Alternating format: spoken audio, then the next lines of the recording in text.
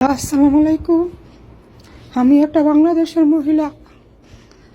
আমার ছোট বড় ভাই বোন ভাইয়েরা, আমার ছেলেরা আমার বাসান। আমি 8 বছর ধরে সৌদি আছি।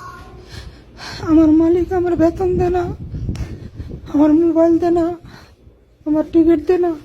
আমি 5 বার পুলিশের কাছে গেছি, পুলিশ আমার সবর করায় না।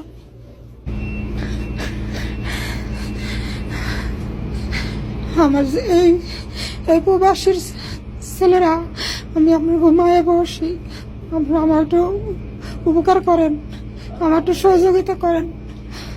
আমার দেশে যাওয়ার জন্য আমার একটু সাহায্য করেন। আমি কিভাবে দেশে যেতে পারি সে ব্যবস্থাটা একটু করে দেন বাজান।